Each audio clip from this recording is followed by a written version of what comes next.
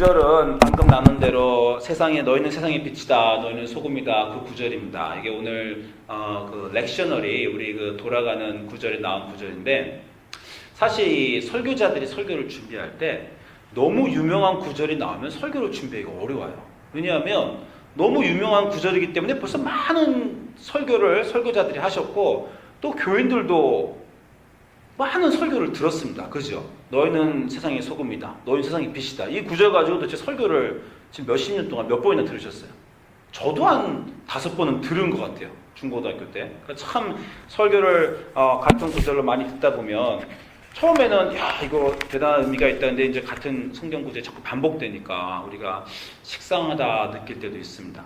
오늘 구절이 그런 구절이에요. 얼마나 많이 인용됩니까? 처음에 나오는 말씀이 너희는 세상의 소금이다. 우리 보통 이 구절 가지고 여러분 딱 너희는 세상의 소금이다. 그래서 제가 성경 공부할 때 이게 무슨 뜻입니까? 그럼 벌써 소금에 대한 많은 얘기들을 이미 들으신 게 있어서 하십니다. 소금은 아주 몸에 없어서는 절대 안 될 것이다. 뭐 그런 얘기 꼭 하시고, 저희가 아시지만 요즘에는 막 이온 음료들이 나와서 막 마라톤 같은 거 뛸 때 게토레이나 이런 거 막 먹잖아요. 저희 한국에서 저희 고등학교 때 이 20km 단축 마라톤을 매년 했는데, 달리기 전에 꼭 물 한 컵하고 소금을 나눠줍니다. 그잖아요. 달리다가 소금 다 빠지면 안 되니까 달리다가 물 먹고 소금도 먹으라고. 그렇게 사람 몸에 꼭 없어서는 안 돼, 필요한 것이다. 그래서 소금은 정말 중요한 것이다. 그런 얘기 하죠.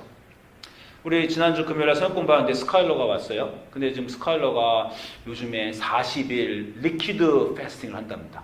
40일 동안 물만 마시는 거예요. 그리고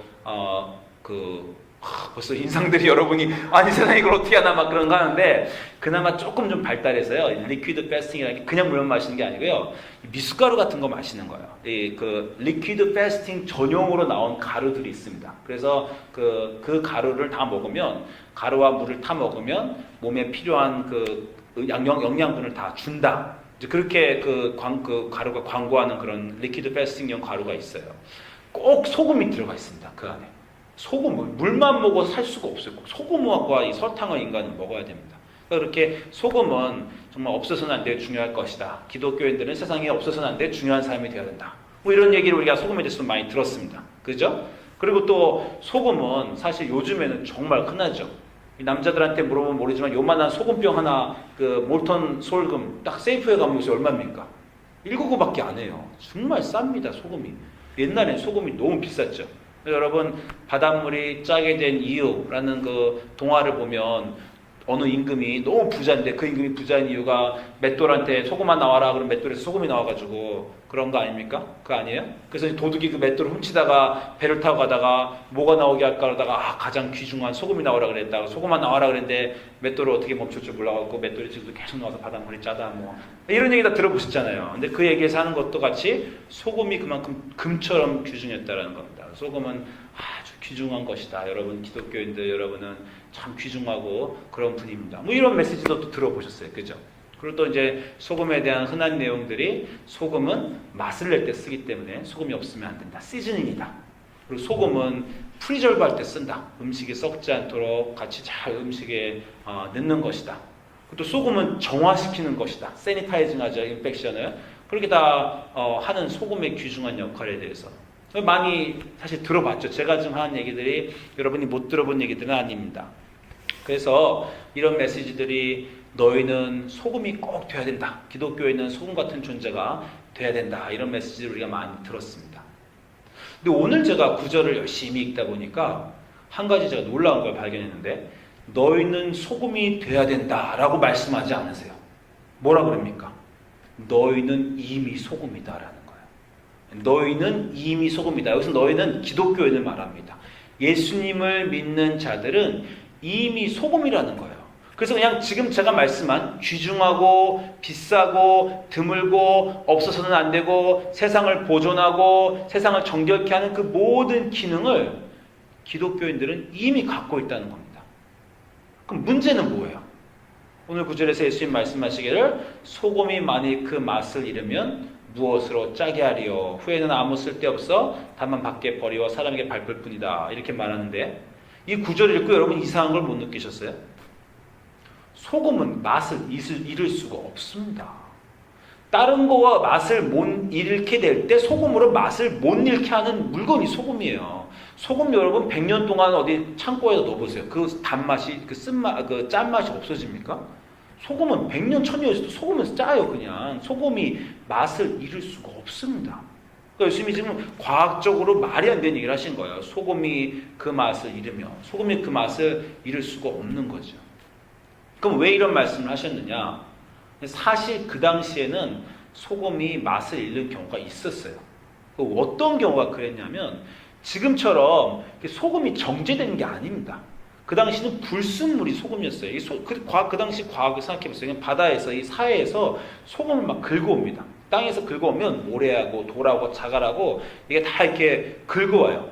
긁어오면 이게 소금하고 막 흙하고 이렇게 반씩 섞입니다. 여러분도 아시지만 소금을 어떻게 만들어요? 소금을 바닷가에서 이렇게 다 긁죠.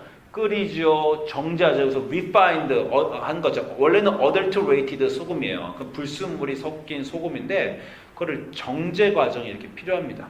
정제 과정이 필요해서 정제를 다 하고 여러 지금 보시는 과정들을 거쳐서 우리가 알고 있는 지금 소금이 나온 거예요.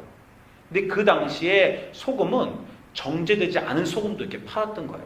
그래서 어떤 사람들이 정제되지 않은 소금을 사면 가지고 있다가 뭐 물이 닿든지 뭔지 소금기는 다 빠져버리고 정제되지 않은 부분, 그 소금이 아닌 부분만 남습니다. 근데도 요즘 소금처럼 보여요.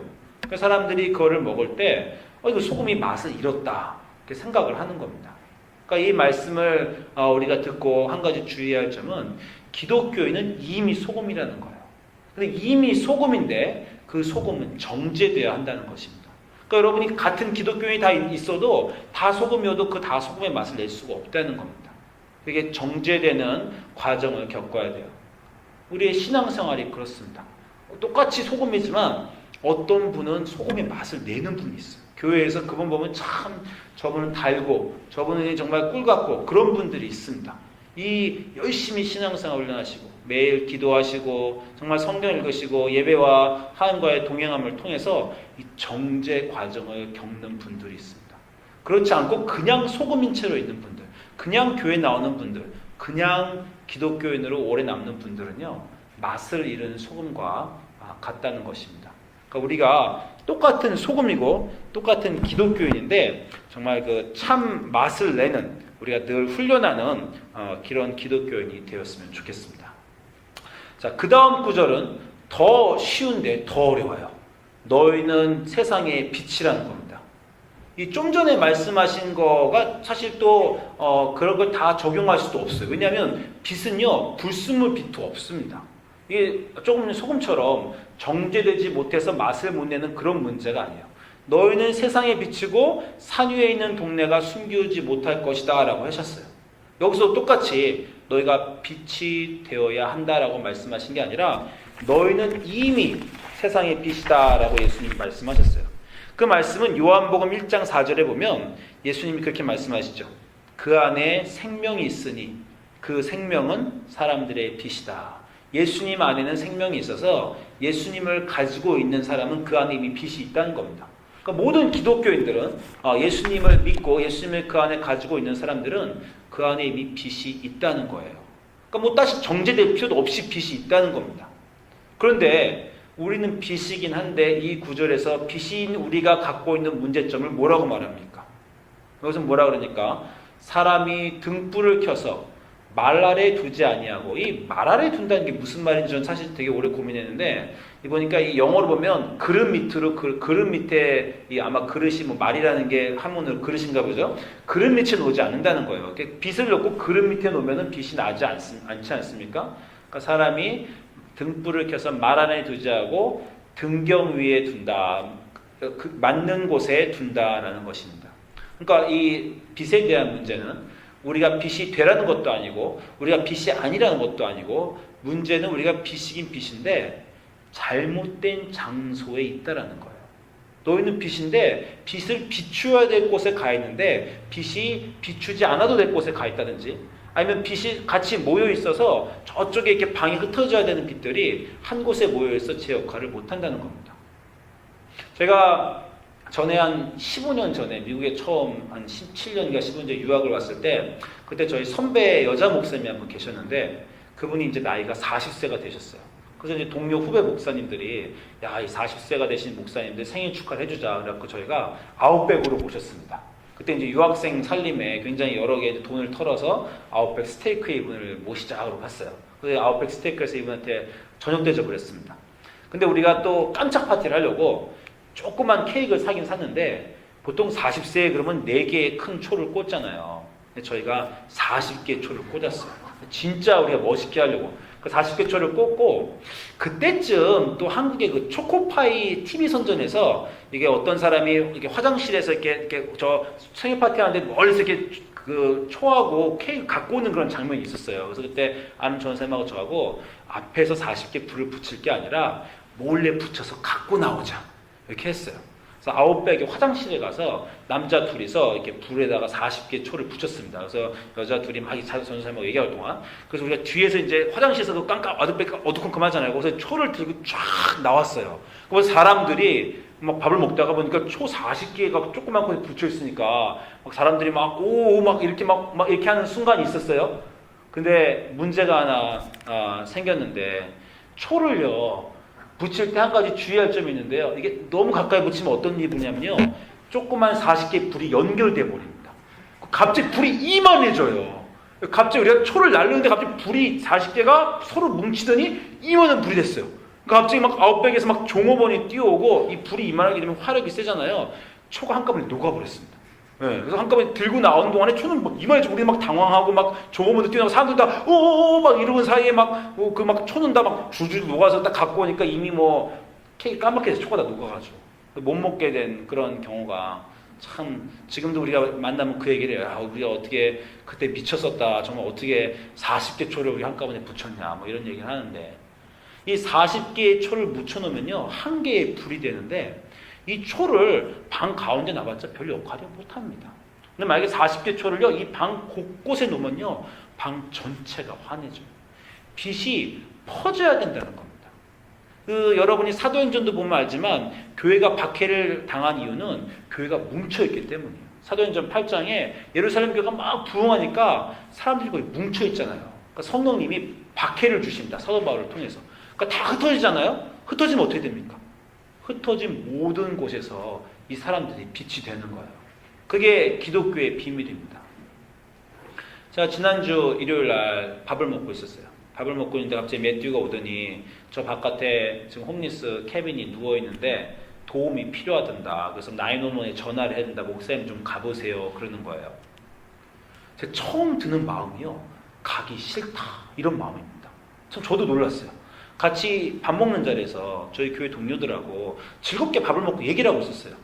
근데 거기에 있고 싶지 저기 나하고 전혀 다른 사람 내가 별로 뭘 해야 될지도 모르는 사람 곁에 가고 싶지 않습니다.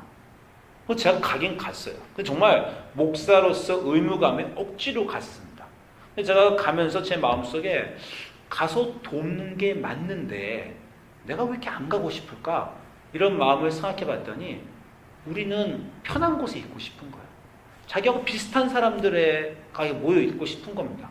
여러분 교회를 찾을 때 제일 먼저 뭘 보세요? 어느 교회 딱 가면 나하고 비슷한 연령대의 사람들이 있나? 내가 모여서 그 사람들하고 즐겁게 얘기하면서 늘 모임을 가질 곳이 있나? 그런 건 먼저 본다는 겁니다. 그렇지 않고 내가 가서 불편한 곳인데 내가 가서 빚을 내야지 이런 생각으로 가는 건 별로 없어요.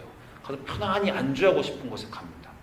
오늘날 교회가 미국에서 약해지고 죽는 이유는요. 빚들이 모여서 그래요. 기독교인들이 모여서 그렇습니다. 메가처치는 한없이 커져요. 왜냐하면 그 주변에 있는 모든 기독교인들이요. 그냥 가서 편하게 앉아서 좋은 음악 듣고 가만히 앉았다 오고 싶거든요. 그러니까 빚들이 그냥 기독교인들이 모여 있습니다. 어디 조그만 곳에 가서 자기가 막 빚을 내려고 하지 않아요. 이런 기독교인들의 문제가 있습니다. 지난주에 좀 특별한 일이 있었어요. 우리 한국말 예배 때는 제가 광고를 못했는데 지난주에 예배를 딱 드렸는데 갑자기 우리 라티노 교회 목사님이 자기네 교회 이제 6시에 산타크루즈 예배가 있잖아요. 거기서 힐링 미니스트리를 한다는 거예요. 어떤 목사님이 백인 목사님이 오시는데 이 목사님이 기적적인 힐링을, The Miraculous 힐링을 기적적으로 성령 치료를 한다는 분이 오신다는 거예요. 그래서 우리 보고 올 사람 있느냐고 광고를 달라고 그럽니다. 제가 우리 한국 사람은 좀 그게 세요. 기적적으로 힐링이 있다면 우린 갑니다. 그래서 제가 광고를 했어요. 예배 점심 먹고 나서 오늘 저녁 예배 6시에 산타크루즈에 있는 예배에서 힐링 미니스트리가 있으니 여러분 오십시오라고 광고를 했어요. 그래서 몇 분이 갔는데 라티노 분들 몇 분이 갔고요. 미니자매님하고 저하고 또 둘이 갔습니다. 우린 또 힐링이 막 필요하거든요. 그래서 제가 설마 긴가민가 하면서 가긴 갔어요. 근데 이게 백인 목사님이고 또 영어 한다니까 또 쉬울 것 같아서 갔는데 잘하세요. 저는 이렇게 목사의 눈으로 보는 게 있습니다. 그래서 저번에 혹시 혹세 몸이 나지 않나, 막 힐링을 빙자해서 사람들을 잘못 이끌진 않나, 저는 이런 것도 보는데, 야, 제가 본 분 중에 제일 잘하세요. 성경 말씀에 깊은 이해가 있습니다. 믿음은 어떻게 행하기, 우리가 어떤 믿음을 가져야 되고, 그 믿음을 어떻게 써야 힐링이 일어난다. 이걸 알고 계신 분이에요. 그래서 메시지에 감동이 있더라고요. 그리고 이분이 이런 걸 아는 이유가 벌써 여러 나라에 막 인도, 뭐 아프리카, 뭐 별별 나라에 다 미션 트립 몇십 번, 뭐 몇백 번 가보신 분 같아요. 그래서 그 선교지에 가서 기도하는데 그 힐링이 있었다는 거예요. 그래서 그런 힐링을 경험한 그 분이 자기 경험을 통해서 막 얘기하니까 굉장히 이 메시지에 힘이 있었습니다. 그리고 이제 힐링 시간이 드디어 왔어요. 그래서 이제 아픈 분 나오라 그래요. 근데 처음에 눈 아픈 사람 나오세요. 딱 그러는 거예요. 새 눈을 드리겠습니다. 이러잖아요. 제가 나갔습니다. 제가 그때 이미 메시지만 감동을 받았어요. 자, 눈 아픈데 손을 드세요. 제가 정말 안경 벗고 이렇게 했어요. 제가 속으로, 야, 13살부터 쓰는 안경을 이제 벗나 보다. 새 눈을 주시나 보다. 정말 이렇게 막 생각했어요. 막 가슴도 뜨겁고 막 기적이 일어나나 보다. 그래서 막 기도하는데 막 새 눈을 주시옵소서. 막 이러고 있었어요. 그리고 막 기도하다가 제 아들이 또 이제 두꺼운 안경 쓰잖아요. 그 눈이 자꾸 사시가 돼서. 그래서 주님, 제 눈은 이미 뭐 나이만큼 먹어서 제 눈은 더 이제 안 밝아도 됩니다. 제 아들 주아미가 안경을 벗고 이제 새 눈을 주시옵소서. 이거 막 기도를 했어요. 막 정말 눈이 막 뜰 것 같아요. 그리고 뭐 이제 막 귀 아픈 사람 나오라니까 못 듣는 사람 나왔어요. 귀 아픈 데도 되고, 예수 그리스도의 이름으로 네 귀가 들릴지어다. 들리냐? 근데 여자애가 이제 나 같은 애가 안 들린대요. 다시 한다. 나 들리냐? 또 안 들린대요. 들리냐? 근데 그 분이 굉장히, 저는 그렇게 못해요. 제가 이렇게 들리냐 했는데 안 들리면 창피하잖아요. 그래서 사실 그런 거 못합니다. 근데 그분이 하는 게 성경적이에요. 왜냐하면 베드로가 아시지만 그 성전 미문으로 들어갈 때 나면서 안전뱅이가 있잖아요. 은과 금은 내게 없으나 나사렛 예수 그리스도 이름으로 내게 있는 것으로 내게 주노니 나사렛 예수 그리스도 일어나라 하잖아요. 일어나라까지 하면 그 기적이 안 일어납니다. 뭘 더 해야 하냐면요, 일어나라 하면서 그 사람 손을 붙잡고 일으켜야 돼요. 그 베드로가 그렇게 한 겁니다. 그죠? 막 몇십 명이 둥그렇게 둘러 앉아가지고 보고 있는데 베드로가 그걸 일어나라 했잖아요. 근데 일어나라 했는데 이 사람이 못 일어났어요. 그럼 베드로가 얼마나 창피하겠어요. 일어나라 그러라 근데 안 일어났어요. 얼마나 창피하겠어요. 보통 사람들은 이 두려움이 있어서 기적을 못 일으킵니다. 저도 그거 알고 있어요. 제가 선교지 가서 기도할 때 너 아픈 사람 막 나와서 기도하잖아요. 제가 거의 기도하는데 한 가지를 제가 늘 못해요. 너 이제 일어나라. 눈을 떠라. 뜨이냐 보이냐. 이걸 제가 해야 되는데 그 믿음이 제가 없더라고요. 이렇게 했다가 못 뜨면 어떡하나. 그 걱정 때문에 제가 그걸 못해요. 근데 이분이 그걸 하는 거예요. 제가 이분이 하는 동안에 눈이 띄어질 것 같았습니다. 저 정도 믿음으로 막 저도 옆에 물러서 같이 기도해 주십시오. 그러니까 저도 막 뒤에서 아픈 사람 보고 떠라! 일어나라! 예수 그리스도로 막 했는데 정말 거의 일어날 것 같았어요. 심지어는 저희 미니자매님하고 저는 둘이 나가가지고 우리 자매 제인을 위해서 기도해 주십시오. 우리 제인 자매 우리 교회에 암이 있는 분이 있는데 그분이 지금 여기 없지만 우리에게 기도를 내려줘서 우리를 통해서 그분이 낫게 해주십시오. 우리 미니자매님하고 저 그렇게 나간 이유가 될 것 같다는 느낌이, 정말 이거 될 것 같은 느낌을 이분이 강하게 주시더라고요. 기적이 안 일어났어요. 제가 그날 운전하고 오면서 되게 궁금해했어요. 이 정도면 분명 일어나야 되는데, 이 정도의 말씀과 이 정도의 믿음과 이 정도의 영역과 이러면 기적의 힐링이 정말 그 자리에서 우리가 3개월 있다가 낫다 그때 기도해 주셨던 이런 거 말고 그 자리에서 열심히 하신 것처럼 일어나야 되는데 왜 안 일어났을까? 제가 많이 고민을 했습니다. 물론 이런 거에 대해서 우리가 흔히 듣고 있는 얘기가 있어요. 여러분 우리 교회에서 4년 전에 3년 반 전에 교회 수련회를 갔을 때 그때 LA에 있는 이 샘리 목사님이 오신 거 기억하시죠? 이분이 그때 LA에 있는 EM교회 목사님인데 이분도 똑같은 얘기를 했어요. 선교팀이 아프리카에 갔더니 기도했는데 안진뱅이가 일어나더라는 거예요. 팀도 놀랐어요. 이 2세들, LA에 있는 2세 교회 자기도 놀라고 기적에 막 감동을 했다는 거예요.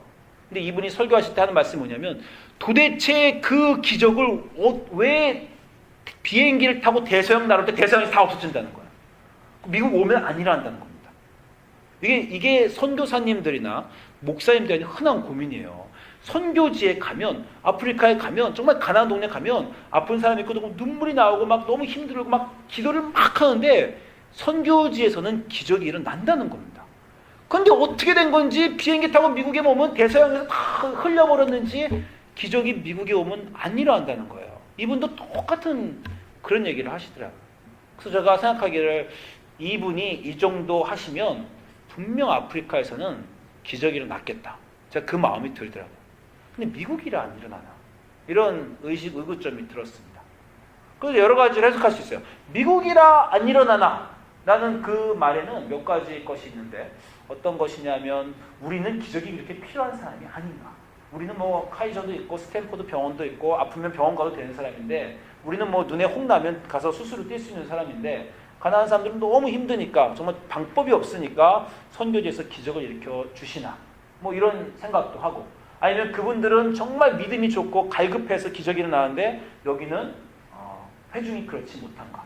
그런 구절이 있습니다. 예수님이 고린도에 가셔가지고 고린도가 아니라 가버나움에 가셔갖고 뭐라 그래요? 그 사람들이 믿지 않음으로 거기서는 많은 이적을 행하실 수 없었다. 예수님도 믿지 않는 사람들 앞에 가시면 그 영역이 있는 예수님도 잘 못하신다라는 거예요. 이런 몇 가지 궁금증을 제가 하다가 한 가지 제가 아주 재밌는 생각이 들었는데 여러분 지난주 일요일에 제가 뭐 설교했는지 기억나세요? 오늘 산상수훈 두 번째 했는데 지난주 일요일에 제가 산상수훈 첫 번째 파트를 제가 설교를 했습니다. 그죠? 그래서 그 첫 번째 파트 가지고 제가 마음이 심령이 가난한 자는 복이 있나니 천국이 저희 것이다 라고 제가 설교를 하면서 예수님이 이 설교를 왜 했는지 아십니까? 예수님이 산상수훈을 왜 했는지 아십니까? 제가 물어봤어요. 이유가 뭐였어요? 사람들이 바로 그 산상수훈하기 전에 보면 예수님이 4장 마지막에 갈릴리 온 회당에 두루 다니시면서 두 가지 하셨다 그랬죠. 예수님의 사역이 두 가지인데 뭐냐면 천국 복음을 전파하시는 일과 백성 중에 모든 병을 고치시는 일, 이 두 가지 사역을 하신 거예요. 천국 복음 전하시는 것과 병 고침의 사역, 이게 예수님의 사역입니다. 그런데 백성들이 와서 천국 복음을 들려주십시오 라고 왔냐 했더니 이 다음 구절에 갔더니 이 소문이 예수님이 천국 복음을 전하시고 병 고치는 것을 전했다는 순간에 모든 사람들이 모여서 와서 천국 복음을 들었단 말은 하나도 없고 병 고침을 받으러 왔다라는 그 구절만 있다는 거예요. 4장 24절에 예수님의 소문이 온 수려에 퍼지니 사람들이 모든 병 고친 자를 데리고 왔다는 거예요. 예수님이 이거 잘못됐다라고 생각하신 겁니다. 병 고침도 중요하지만 천국 복음에 대한 갈급도 있어야 되는데 사람들이 병 고침만 받으러 왔구나. 안 되겠다.